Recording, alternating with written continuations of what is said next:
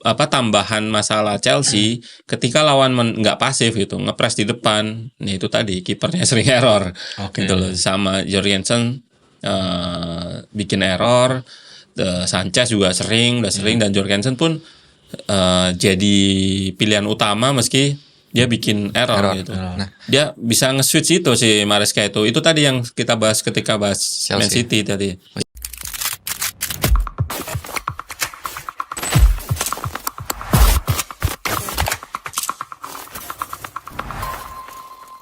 Assalamualaikum warahmatullahi wabarakatuh. Kembali lagi di Ruang Taktik Podcast, channel analitik taktik pertama di Indonesia. Top ya. Hatimu sedang berbahagia sepertinya. Iya lah, berbahagia soalnya Liverpool udah 11 poin di atas. Iya. Dingin 11 ya? 11 Mas sekarang. MU masih 15. Hanya selisih berapa poin dari degradasi. Sekarang pembahasannya kayaknya sulit juga sih degradasi, soalnya poin yang degradasi itu juga jauh. Bawahnya cukup. Tapi setiap kemungkinan itu ada, Mas. Bisa doakan yang buruk-buruk. Menarik. Podcast kali ini kita akan membahas tentang kebangkitan dan gimana caranya? Iya, gimana cara ini perlawanan katanya kemunduran dua tim Manchester yang nggak tahu kemana arahnya. Yang satunya kehilangan jati diri dan yang satunya kehabisan bensin di akhir kompetisi ya dong. Karena kan kemarin dia habis tersingkir dari UCL, habis itu di Premier League kalah 2 kali beruntun oleh Liverpool home dan away. Tapi emang kalau kalah dari Liverpool udah bukan baru musim ini juga yang biasa ya, Mas ya. Iya, baru 2015 sekarang, ya. Itu 2015 terakhir kalah di Etihad sama Liverpool. Dan faktanya ini adalah kekalahan Pep pertama kali atas Liverpool di kandang. Iya, di kandang. Yang kemarin. Iya, karena 2015 pernah kalah. Itu fakta, Mas, fakta. Enggak, yang disampaikan ini komentatornya. Jangan percaya komentator. Kamu tuh harus berpendidikan Liverpool. Zaman Liverpool siapa ya? 2015 kan Jurgen Klopp dong. Iya masih. Iya. Kalau Pep udah 2015 kan dia udah, 7 tahun kan. Iya. Coba kita lihat. Liverpool tahun ini siapa juaranya? Oke, kali ini kita akan bahas beberapa tim yang mulai bangkit dan mungkin caranya mereka bangkit. Habis itu ada juga beberapa tim yang sampai hari ini masih stagnan gitu-gitu aja. Sampai kemarin tuh Mas, tim kesayanganku Manchester United seri aja udah, padahal main babak kedua bagus nih, tapi kenapa babak pertama kayak udah cuma ngasih 2 gol cuma ke Everton gitu. Cuman yang menarik yang masih hangat nih dan pasti banyak pertanyaan di kolom komentar juga adalah tentang kebangkitan Chelsea tadi. Yang baru tadi pagi kita ini syuting tanggal 26 Februari, hari Rabu. Itu baru menang lawan Southampton. Tim 10 pertandingan 2 kemenangan ya. 2 kemenangan. Nah, itu akan kita bahas. Cuman yang pertama kita akan bahas ini dulu Mas. City Liverpool masih hangat nih. Apa Mas Faiz yang bikin City bisa, menurutku agak aneh ya lihat City-nya Pep kalah 3 kali beruntun malah ya. Maksudnya lawan Real Madrid kalah home away, habis itu lawan Liverpool kalah lagi. Bisa lawan Spurs juga. Iya, lawan Spurs. Ya, cuman agak susah sih. Spurs kan juga angin-anginan. Cuma kan di kandang Spurs. Iya sih, bisa aja. Main 1-0 bisa 2-1. Cuman balik lagi ke Liverpool City, apa sih Mas Faiz yang Mas Faiz lihat lah. Pakem sebenarnya sama kayak yang waktu putaran pertama kan, karena skornya identik sama kan 2-0. Sebetulnya beda dengan di match yang first leg. Di match yang first leg kemarin Liverpool tuh pakai di FM itu ada strikerless. Iya. Tanpa striker. Nggak ada lagi di depan. Strikernya di depan tuh justru Szoboszlai sama Curtis Jones di depan. Jadi 4-2-4 Szoboszlai di sini sama Curtis Jones gitu. Apa istilahnya tadi? Strikerless. Wah, baru lagi nih. Strikerless atau tanpa striker gitu. Jadi mainnya kemarin ada web yang nulis 4-2-2-2 gini, ada yang nulis juga 4-2-4. Tapi sebetulnya lebih banyak kelihatan 4-2-4 sih. Iya, betul. Liverpool kemarin karena sebetulnya ide dari Klopp ini slot ini udah sering dia pakai gitu. Tapi yang strikerless ini pernah dipakai dia di mana di Precision. Dia pernah pakai ini, tapi intinya jarang lah. Kalau shape-nya 4-2-4 tuh sering dipakai. Tapi yang dengan pakai dua tanpa striker ini baru di Precision dan kemarin di match. Jadi artinya dia perjudian juga sih, ada perjudian juga. Nah, idenya apa? Idenya sebetulnya ingin memberikan apa ya, di depan itu pemain-pemain yang punya work rate tinggi gitu. Di depan. Karena ada Curtis Jones sama Szoboszlai. Szoboszlai sama Curtis Jones itu di lini depan, alih-alih memainkan misalkan Darwin Núñez atau Gakpo atau Jota atau Luis Diaz juga pernah di false nine gitu. Tapi dengan masang dua pemain yang ini memang idenya buat ngerusak build up-nya Man City sebetulnya di awal itu. Yang menarik tuh sebetulnya kemarin aku ngobrol juga sama Greg juga nonton pertandingan, kenapa Liverpool itu sebetulnya main garis tinggi juga gitu. Tapi mungkin kalau dibandingkan perbedaannya itu cuman ada sekitar 3 sampai 5 meteran lah dibanding garis tingginya Man City gitu. Nah, kenapa Man City itu kemarin nggak banyak ngirim umpan ke belakang lini, itu yang jadi pertanyaan. Apakah umpan gantung? Iya, umpan-umpan yang gantung kan waktu Man City kalah kan juga kena umpannya Asensio ke Mbappe. Asensio ke Mbappe, garis pertahanan City itu udah di sini gitu, di long pass Mbappe larinya kayak gitu, lari kayak gitu. Sama kemarin juga tren juga ngirim juga ke sayap, ke Salah dan Szoboszlai. Tapi balik lagi ke idenya Liverpool ini, yaitu tadi pressing di depan. Cuman mereka itulah pinternya Arne Slot ya, ketika dia tuh mau adaptasi gitu, adaptif gitu. Ketika dia udah gol di menit 12, Arne Slot Liverpool yang ngegolin salah dari corner itu menit 13 ya.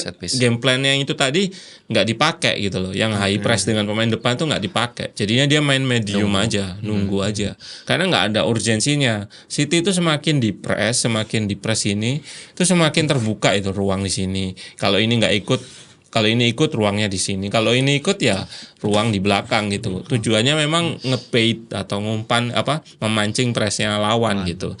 Sama seperti Real Madrid ketika di leg pertama dia ngepres di Valverde sampai ngepres ke depan. Akhirnya ruangnya kosong, tinggal tiga pemain di belakang. Di Haaland di sini, Guardiola naik dari belakang Haaland, terus Guardiola naik dari underlap, jadi kosong gitu. Ruangnya ini kosong, gelandangnya belum balik. Nah, itu tujuannya. Tapi itu yang nggak dikasih sama Arne Slot gitu. Tapi itu sebenarnya sama sih dengan idenya Ancelotti juga sama. Cuman perbedaannya Arne Slot itu naruh lebih banyak pemain di depan. Pemain tengahnya itu 2, itu sedikit banget sebetulnya, 2 pemain gelandang ini kan bisa diekspos sama 3 pemain kemarin, Marmos, De Bruyne sama Phil Foden. Jadi 3 pemain, terus sementara di sayap tuh dipin sama Savinho dan Doku gitu. Ini sayap dipin, pemain tengah udah kalah ini sebetulnya, kalah jumlah. Ya kan kayak gini. Kalau kemarin tuh McAllister disuruh marking De Bruyne. Hampir main marking gitu.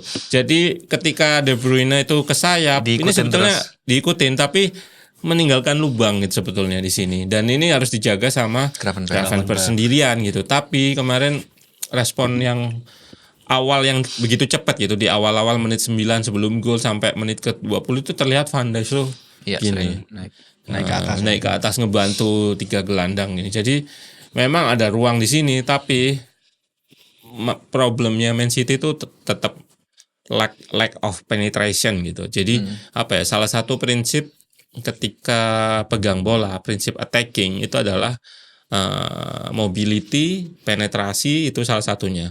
Mobility itu artinya harus ada pergerakan gitu. Kalau kalian memegang bola mau attack harus ada pergerakan tanpa bola maupun dengan bola.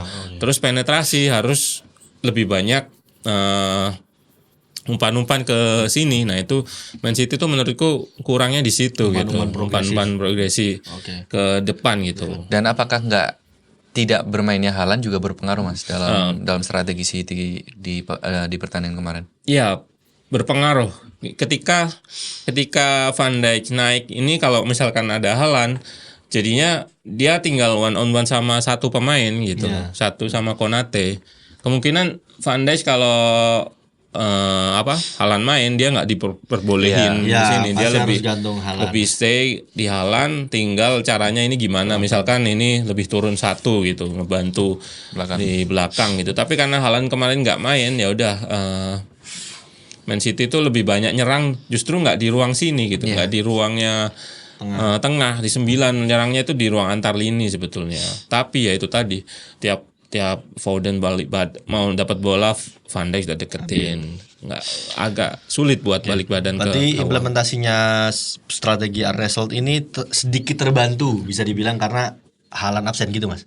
Ya pemilihan ini juga ketika misalkan Haaland main, dia pun udah sebetulnya udah siap juga. Iya, udah siap juga. Itu yang ya kelihatan ketika udah gol duluan, dia udah nggak ngambil inisiatif untuk possession atau merebut bola ini. Berarti seperti yang first leg yang kita lihat ya, mesti City dibiarin aja pegang bola, sama. Tapi sekalinya Liverpool dapat bola baru mereka yang mainin. Jadi kemarin tuh di waktu Endo main pun sama. Man City, kita harus tahu juga serangannya Man City ketika ada Haaland ya. Ini diikat sama Haaland. Dua pemain tuh diikat, center back tuh diikat sama Haaland. Terus kalau ada pemain yang sayapnya itu stay di lebaran. Stay di sayap itu, di paling pojok. Di garis. Tujuannya buat ini naik sih, ini naik. Nah, ini keikat ini. Nah, ini ada ruang kan di sini. Ini ruang di half space ini. Ini yang diambil sama kayak pemain kayak De Bruyne itu. Nah itulah kenapa McAllister ngikutin kemarin. Dan bahkan sampai sejajar dengan center back. Iya, McAllister betul. Jadi De Bruyne kesini pun diikutin sama. Jadi dibiarin ruangnya ini terbuka itu sama Liverpool, dibiarin. Bahkan ketika Endo masuk itu lebih ekstrim juga. Ini pemainnya kesini diikutin sama Endo. Jadi kayak 4 backnya Liverpool ini dibikin setupnya itu default gitu. Maksudnya gini.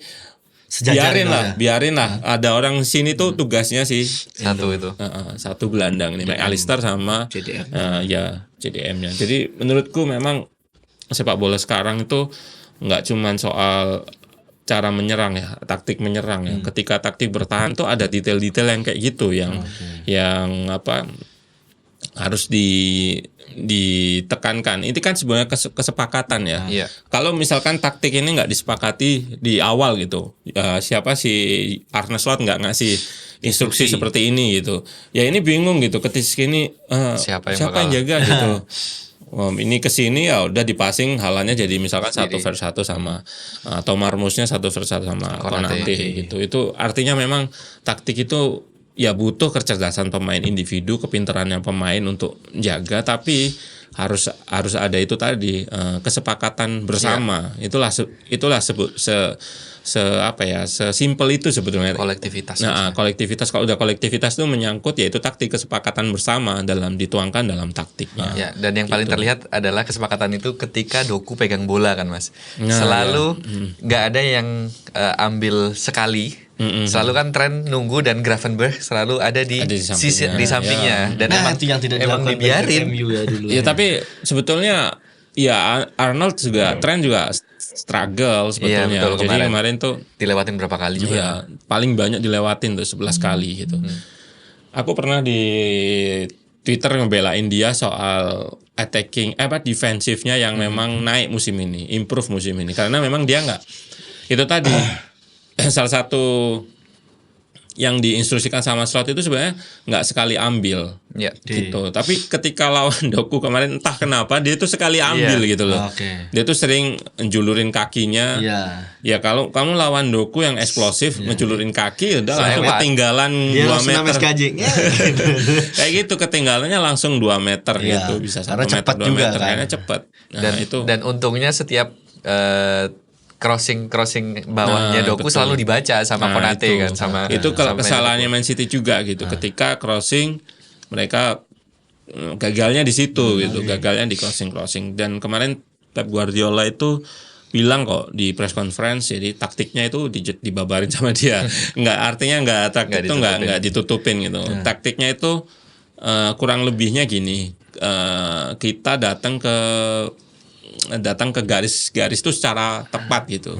Ya itu tadi, ketika di cross, pemain itu harus datang ke nerima crossingnya itu dengan tepat gitu. Nah itu satunya berjalan. Taktiknya nggak berjalan. Dan kedua ya kalah postur, nggak ada halan gitu. Karena Marmus lawannya Konate sama Van Dijk. Impossible to attack with intinya dengan posturnya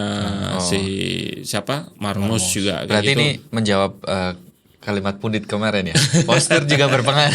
Postur itu pasti berpengaruh. Cuma kan maksudnya gini loh, nggak bisa jadi alasan ketika memang kalah itu karena 90 menit kalah terus jangan cuma nyala postur, Pak. Kan ada porsi sekian persen taktik, sekian persen luck, sekian persen postur. Nah, kalau 90 menit kita kalah, ya jelas kalah postur ya susah. Ya, makanya Pep kan bikin dua argumen kan. Satu, kalah postur tuh ketika bola crossing yang duel, artinya cross yang melambung.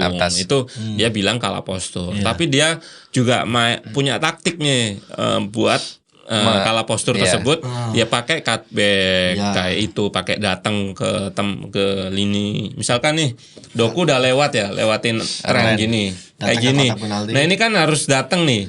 Ini harus ngikutin kecepatan Doku. Tujuannya apa? Biar kalau di crossing kayak gini gitu loh.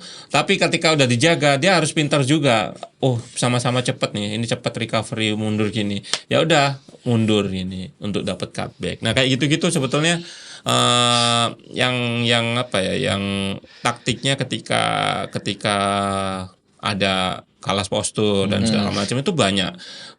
Pep tuh berapa tahun pakai Aguero guys. Iya. Ya sesimpel Mas, kalau aku mau ngomong postur, final UCL MU lawan Barcelona, backnya itu Twin Tower, Vidic sama Rio Ferdinand, kipernya Van der Sar, yang ngegolin Messi heading Mas. Jadi postur itu sama otak tuh tipis-tipis, ya kan? Itu harus bisa dimanfaatkan. Jadi kalau emang ada yang ngomong kalah postur, murni kalah postur salah. Cuman yang benar tuh ada porsinya, nggak 90 menit ada kalanya kita manfaatin postur, ada kalanya kita manfaatin otak, setup, latih segala macam. Cuman kalau yang balik lah, nggak mau ngomong itu lagi. Jadi berarti kesalahannya kemarin tuh memang ya nggak bisa. Mungkin kalau aku bilang ini akan diprotes banyak orang, cuman tetap aku ngomong karena sesimpel dalam pertandingan kemarin tuh Arne Slot lebih cerdik daripada Pep gitu Mas, simpelnya. Ya, dengan memanfaatkan apa yang komposisi pemain ya maksudnya. Ya, pasti ada orang bilang juga kalau menang pasti gitu gitu ya. Karena memang hasil tuh selalu berpengaruh sama output dari kecerdikan taktiknya gitu. Ya kita lihat gol pertama itu benar-benar skema banget itu loh. Kan umpan langsung. Jadi Szoboszlai itu nggak ngelihat umpan ke salah itu, cuma feeling bola aja. Bukan feeling, tapi karena dia terlatih juga gitu. Terlatih, kita pasti kan set piece rutinnya dilatih kan. Kayak gini nanti kamu umpan belakang gitu. Dan itu tadi balik lagi kesepakatan bersama.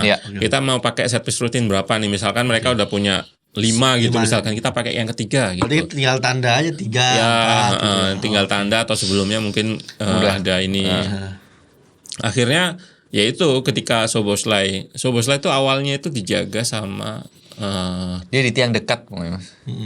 Robertson versus De Bruyne sebut awalnya. Terus Szoboszlai sama yang dijaga Robertson. Siapa gitu, aku lupa. Tapi intinya Robertson tuh lari ke arahnya yang pemain yang jaga Szoboszlai itu nutupin gitu. Tapi De Bruyne nggak mau. Intinya ada switch ya. Ada switch atau handover kerjaan lah, misalkan handover marking gitu. Si Robertson tahu-tahu ke sini gitu. Tapi ini Szoboszlai nggak diikutin sama De Bruyne. Gitu loh, nggak diikutin. Nah, akhirnya dia kosong gitu loh. Dia ngeflick di belakang. Tiga pemainnya Liverpool tuh nggak dorong juga.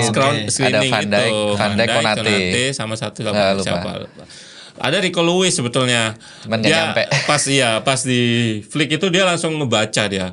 Wah, ini pemain City itu pada larinya ke ke penalti kan. Cuman Rico Lewis doang yang larinya tuh keluar gitu. Dia itu feeling tapi nggak nyampe kan. Jadi salah satu pemain muda yang menurutku cukup potensial dan pinter, Rico Lewis. Dia main slow TAA waktu muda aja. Dia tuh suka inverted kan. Ya, inverted tapi kalau kemampuannya dia cuman dia nggak punya kemampuan passing jauh bagus. Cuman kemampuan individu. Ya, visi mainnya cukup. Sama mungkin yang jadi pertanyaanku adalah Mas, ini menyambung ke City dan kebangkitan tadi karena kan emang City kan dalam berapa pekan cukup panjang itu kan mereka menderita kan. Terus mereka mencoba memperbaikin hal tersebut dengan mendatangkan banyak pemain baru.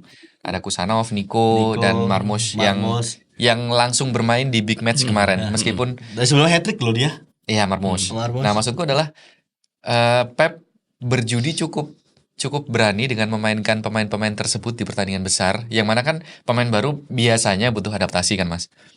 Terus juga Kusanov lebih dipilih daripada Ruben Dias yang masuk di babak kedua. Dan kita lihat kan dengan adanya Ruben Dias kan terlihat kan Mas lebih kalem aja di belakangnya City, lebih kuat daripada Kusanov yang emang masih muda kan, darahnya masih panas. Nah, maksudku adalah pilihan Pep untuk memainkan 3 pemain tersebut yang baru datang di pertengahan musim itu cukup bijaksana nggak sih Mas, menurut Mas Faiz, biar mereka bisa bangkit dari sudut pandang pelatih. Kalau abis datang pemain, tapi kan soalnya Mas Rita potong sebelum mulai, kalau di FC 25 itu kan ada kan, kalau kita sign kan ada krusial, important, potensial, sporadik segala macam. Nah itu kan kayaknya tuh kalau Pep beli itu langsung kayak di krusial semua gitu aja. Setiap pemain baru yang didatangin dari kayak dulu mau kan nggak mau kayak harus main dari awal langsung jadi main inti gitu. Kalau menurut Mas Faiz gimana? Atau emang kebetulan dalam kasusnya Man City ini sebetulnya dia lagi dalam tren yang jelek gitu. Ketika tren yang jelek, salah satu solusi yang dilakukan pelatih itu biasanya melakukan bongkar pasang gitu. Ya ini ada kaitannya juga sama Chelsea nanti ya, karena Chelsea juga bongkar pasang kiper gitu. Terutama kiper. Jorgensen sampai main 4 kalau nggak salah starternya itu dimainin sampai 4 kali gantiin Sanchez gitu. Meskipun lawan Aston Villa dia juga error sama. Balik lagi ke Man City, yaitu tadi dia butuh penyegaran pemain dengan memasukkan pemain-pemain yang baru dibeli langsung jadikan starter, karena memang itu tadi dia itu ngerasa udah stuck dengan tim yang udah ada gitu loh. Dengan pemain yang udah ada, biasanya kan Pep tuh kalau misalkan nggak ada Kyle Walker gitu, Kyle Walker kan nggak bisa invert kayak Rico Lewis, ya udah mainin Rico Lewis gitu. Tapi nanti taktiknya berubah jadi inverted gitu. Biasanya kayak gitu. Pep Guardiola itu udah punya variasi, tapi variasi itu sebetulnya ngikutin pemain yang tersedia. Itu sebetulnya dia gitu. Tapi karena udah coba semua segala macam dan trennya masih negatif. Trennya negatif, dia akhirnya beli pemain. Terus dari beli pemain dia akhirnya memainkannya langsung gitu. Tujuannya memang untuk berikan dimensi yang berbeda sih. Ketika kita udah punya De Bruyne itu udah ketahuan misalkan mainnya. Udah ketebak lah Mas. Ya, seringnya mainnya itu kayak gini gitu. Secara baik secara lawan maupun secara tim gitu. Tapi ketika tim itu ngelihat Marmoush gitu. Marmoush itu kan winger tapi dia kayak second striker gitu. Second striker gitu lah. Tim itu jadi ke-refresh gitu loh. Ketika misalkan dapat pemain kayak Foden gitu, dapat bola nggak lari ke belakang lini, malah diutak-atik dulu gitu. Tapi ketika ada Marmoush itu langsung lari gitu kayak gitu. Nah itu jadi warna baru sih sebetulnya. Sama dengan Kusanov mungkin nggak terlihat nervous gitu dan segala macam. Tapi ketika dia duel itu menurutku masih oke. Beberapa momen dia recovery itu pemainnya Kovacic jalan kaki terus dia kenceng juga sih Mas. Iya, makanya dia langsung lari dari belakang untuk ngeblok dan segala macam. Makanya Kusanov tuh sebetulnya jadi jawabannya Pep atas permainan garis tingginya dia. Garis kanan tinggi itu kan sering di lob ya, di lob ke belakang. Nah waktu itu kan Ruben Dias yang main, dia nggak bisa lawan. Ya karena back City itu nggak ada yang punya lari Mas. Paling dulu ada. Dulu mereka punya Ruben Dias tuh meskipun center back gitu. Nathan Ake juga center back, Akanji. Sebetulnya profil dia itu kalau dibandingkan back misalkan Maguire gitu atau backnya Liverpool Van Dijk lah.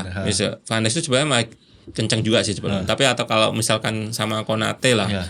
itu sebetulnya mereka itu punya speed sebetulnya dibandingkan itu. Makanya Man City itu dulu garis tinggi kenapa nggak terekspos, karena itu tadi backnya Man City itu sebenarnya masih punya speed gitu. Speednya itu bukan untuk duel dengan Mbappe ya, tapi minimal speed untuk nutup ruangnya. Jadi misalkan Mbappe lari ke sayap sini, misalkan Mbappe lari ke sayap sini, ya udah backnya kan kenceng, ya udah dia cukup lari untuk kembali aja ke posisinya, nggak perlu ngejar Mbappe ikut ke sini, pasti kalah juga gitu loh.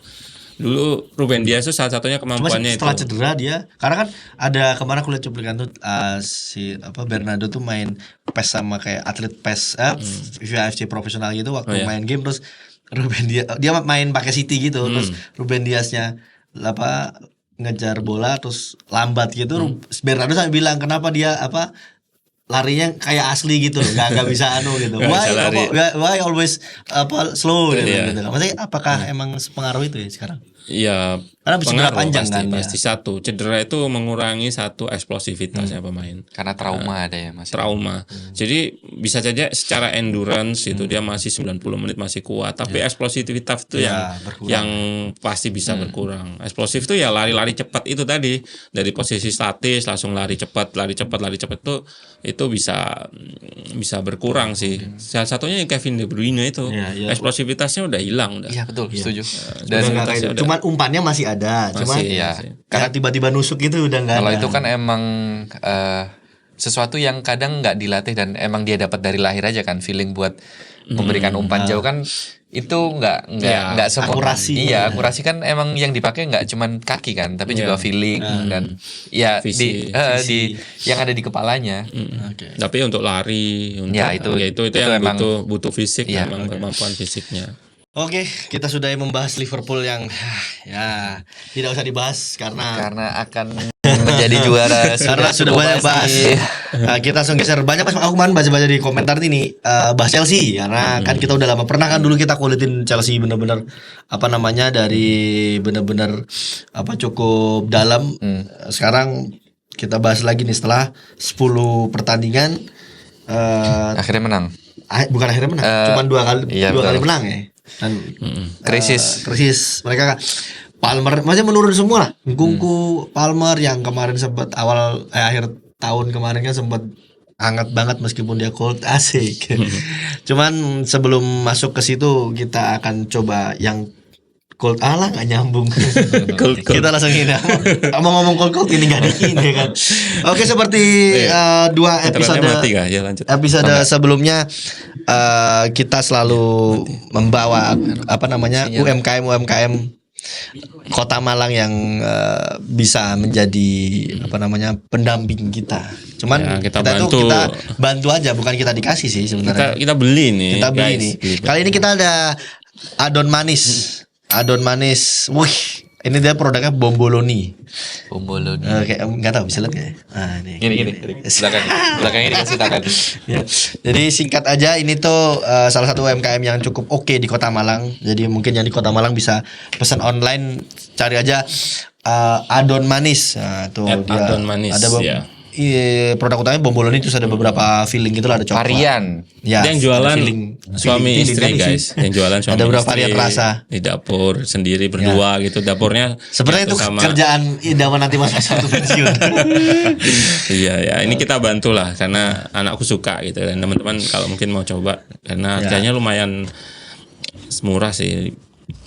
Sekotak itu 27.000 ini. Tergantung pilihnya. Silakan kalau mau coba. Coba. Lihat aja. Nanti kalau ada lagi ya kita cari. Kalau di Malang kan mungkin teman-teman udah cobain yang. Mas aku coba dulu ya. Ya karena di satu sisi kan habis lama ya, aku habis nggak ke Malang, di Bali lama, terus sekarang balik ke Malang tuh sangat berbeda gitu. Bisa kuliner yang mungkin teman-teman kesini ya kayak tahu Deli itu kan udah terkenal, strudel. Itu yang ini kan kita coba, yang kita angkat yang underrated lah, Masnya sekarang hidden gem. Tapi jujur dengan harga segini lebih daripada worth it sih. Ya kan? Adon manis ya. Oke. Kita lanjut setelah kita ngomongin yang manis-manis, Liverpool manis. Dan juga selanjutnya membahas hasil manis yang didapat Chelsea. Oh ya, Oke, Chelsea yang kemarin sempat benar-benar dikritik ya. Nah, kenapa ini Chelsea? Padahal kemarin sempat peringkat 2, ya kan? Nah sekarang beberapa pekan kemarin menurun.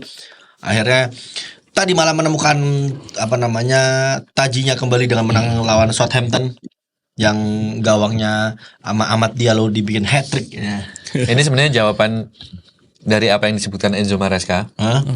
We are not in the title race. Ya memang. Enggak, dia tuh enggak tahu ya. Ada pepatah di Indonesia yang enggak tahu bahasa Inggris ada atau enggak. Cuman Jinx.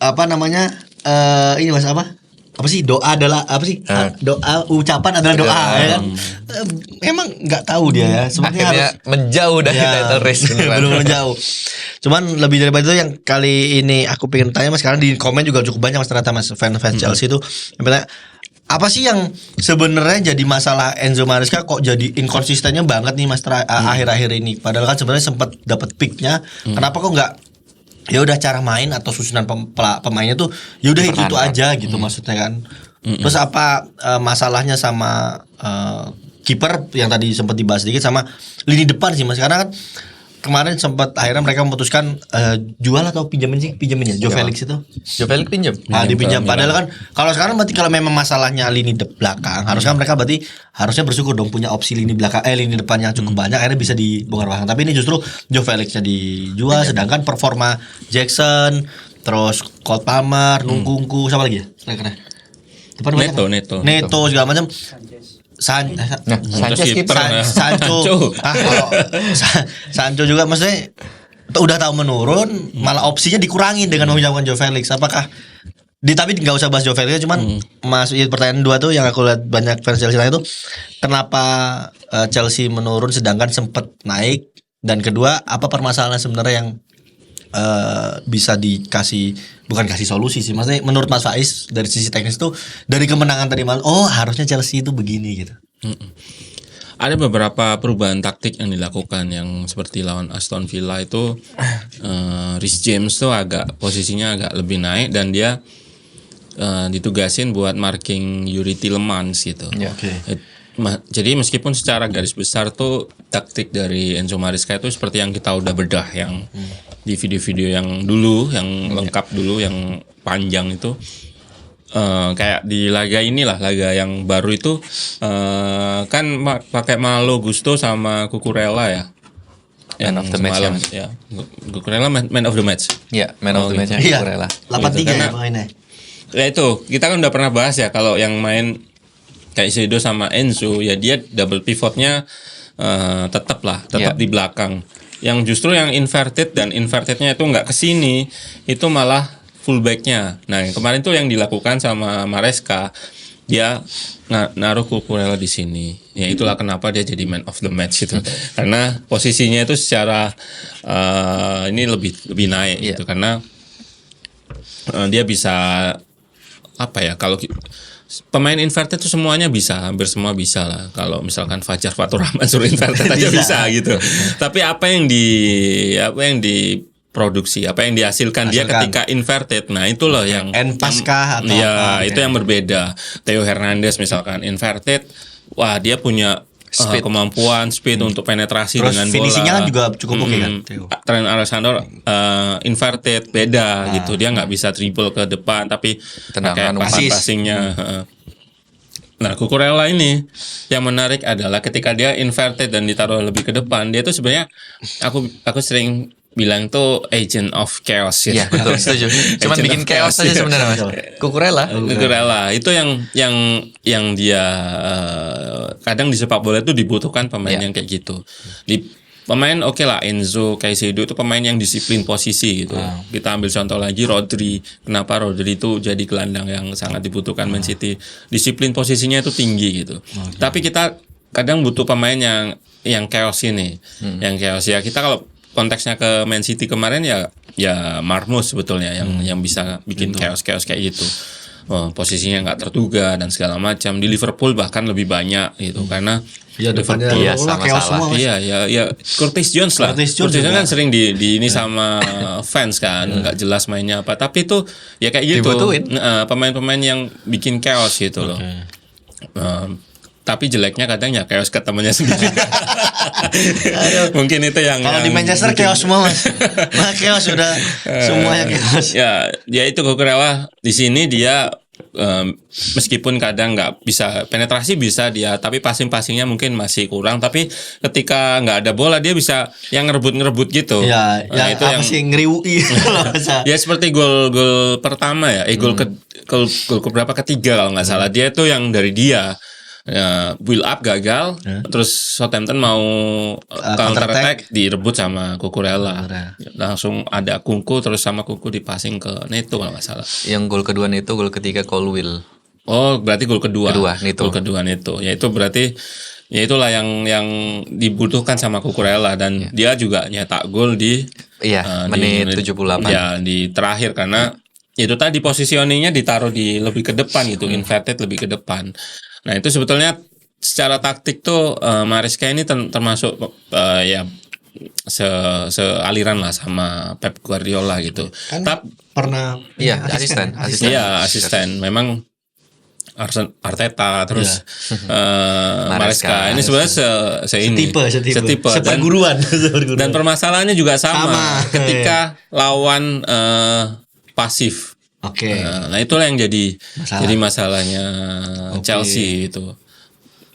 Dan dia kan sebetulnya ada punya satu kreatif player di depan yaitu Cole Palmer. Chelsea. Cole Palmer. Cole Palmer. Jadi Cole Palmer ini juga lagi buntu tujuh. Ya kalau kata Mas Wes kan pemain juga manusia ada kalanya kan kalau di Instagram atau YouTube pasti selalu menyalahkan pemain seakan-akan kayak main PS aja gitu tiap hari. Harus on hijau terus. Iya kan nggak mungkin. Iya, jadi Cole Palmer lagi dalam form yang buruk sih. Karena kenapa aku bilang buruk karena tadi juga dia ada peluang yang one on one juga gagal. Nah itu makanya Cole Palmer juga jadi salah satu faktor ketika untuk membongkar pertahanan yang pasif itu. Gitu. Dan ketika lawan dan tambahan masalah Chelsea ketika lawan nggak pasif gitu ngepres di depan, nih itu tadi kipernya sering error gitu loh, sama Jorgensen bikin error, Sanchez juga udah sering dan Jorgensen pun jadi pilihan utama meski dia bikin error gitu. Nah, dia bisa nge-switch itu si Maresca itu. Itu tadi yang kita bahas ketika bahas Man City tadi. Ya kan butuh penyegaran kan. Nah, itu dia salah satunya Jorgensen itu. Ya, mungkin jadi pertanyaan selanjutnya adalah kan juga banyak pendukung Chelsea yang sekarang bahkan bilang kayaknya Jorgensen adalah pilihan yang lebih baik daripada Sanchez. Nah, jujur aku bukan pemerhati Jorgensen sama Sanchez, tapi kalau Mas Faiz sendiri melihat seberapa besar sih perbedaan antara dua kiper ini Jorgensen sama Sanchez dan dari si Mas Faiz, apakah lebih berguna dalam artian taktik Enzo Maresca ini lebih berguna Jorgensen atau Sanchez tersebut? Sebetulnya Sanchez tuh punya keunggulan lebih nggak nervous gitu ketika lebih tenang gitu. Tapi yang menarik adalah komentar Maresca pas kalah tadi gitu. Dia diwawancara ya ini dalam konteksnya mungkin secara jokes juga ya. Dia bilang katanya ke Jorgensen kalau kamu mainkan long ball kamu ku ganti. Kalau main long pass kamu ku ganti. Tapi memang di match itu dia masih sering long pass itu. Cuma long passnya itu menariknya di laga ini dia salah satu pemain yang statistiknya itu bagus, umpannya akurat. Bahkan lebih tinggi dari Nkunku atau siapa gitu. Secara statistik itu. Kalau nggak salah di gol pertama itu peluang Palmer itu awalnya itu build up-nya dari Jorgensen yang bisa ngirim progresi tapi nggak long pass waktu itu, bisa rendah gitu loh, langsung sampai tengah gitu.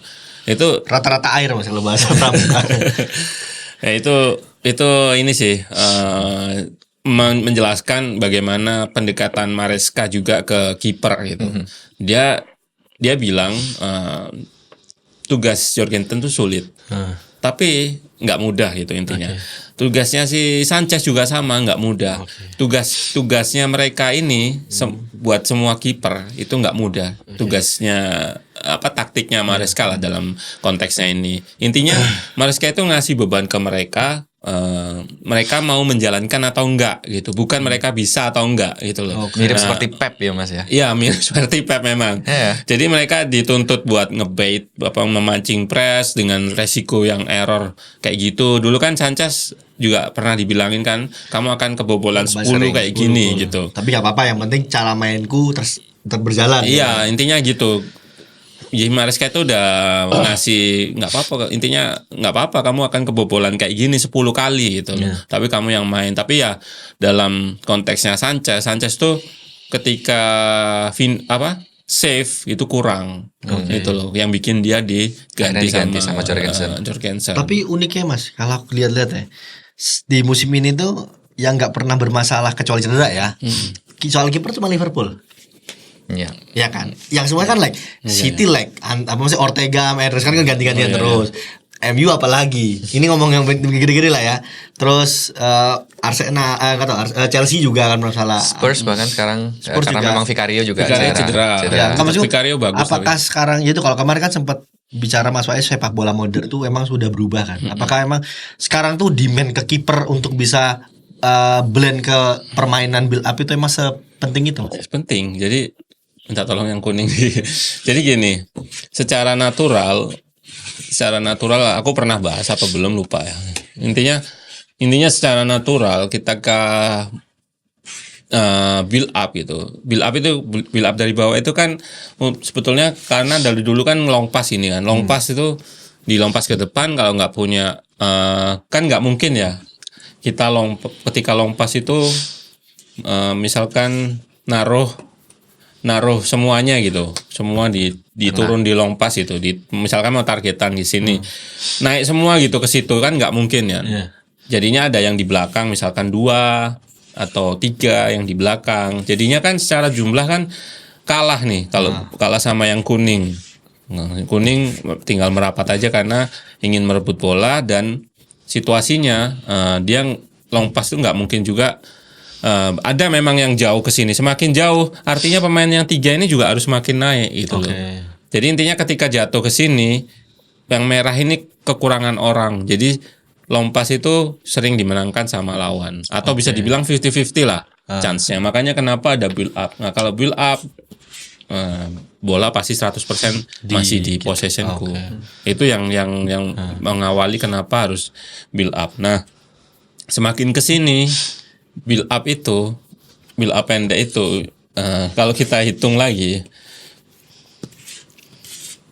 misalkan ada musuh yang ngepres dengan 3 pemain gitu, lawan 3 back ini kan musuhnya berani kayak Liverpool yang dulu tuh, Liverpool yang di awal-awal tuh salah Firmino sama Mane 3 ini udah bisa ngepres 4 pemain gitu. Jadi pas waktu bola di sini ya udah Mane ngelepas ini. Jadi ininya kayak nggak dijaga gitu loh. Tapi jadinya kan 3 versus 3 kan di sini. Nah, inilah kenapa ada kiper gitu loh.